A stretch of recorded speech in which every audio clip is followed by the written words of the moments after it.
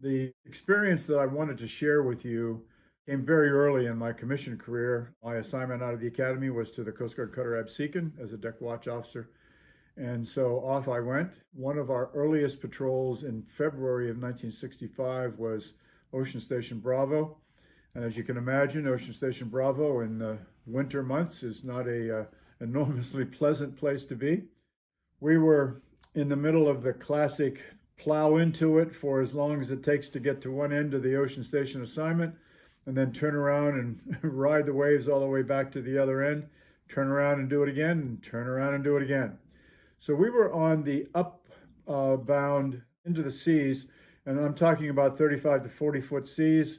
There were 3 different systems, as I recall at the time, and it was a terribly nightmarish, topsy-turvey kind of a seagoing opportunity to excel at.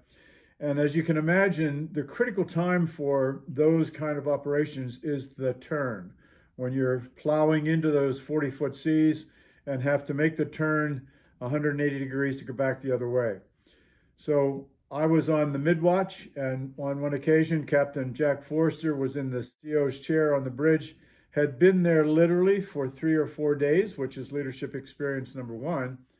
So as it came time for me to make the turn on that mid-watch, I had myself glued to the porthole in the front of the bridge, waiting for the timing necessary to accelerate the outboard shaft on the twin screw WAVP that we were riding.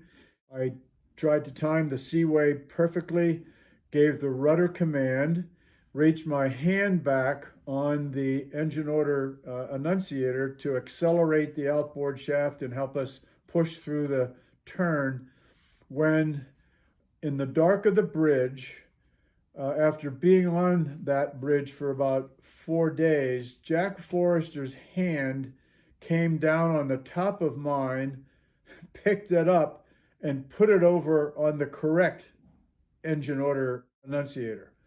I was about to compete the rudder command by accelerating the inboard shaft as opposed to the outboard shaft, and with not a single word, no one on the bridge throughout this whole episode knew anything about what was going on other than the captain and myself.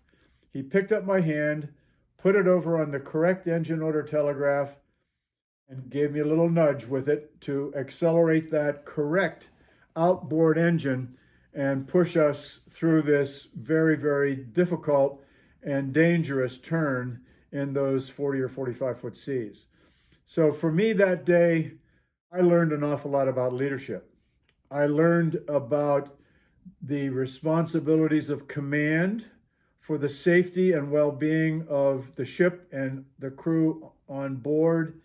And I learned even more about the things that could happen or could go wrong if, in fact, you didn't do what you were responsible to do, first of all, trained to do, second of all, and wanted to do for the well-being of the ship and the crew. One of the first vivid leadership lessons I learned as a young officer, I've told that story so as to impart the leadership lesson I received from Captain Jack Forrester to those that I would be in a mentoring position to help them gain confidence in themselves on one hand, but to also gain a sense of responsibility when placed in leadership positions.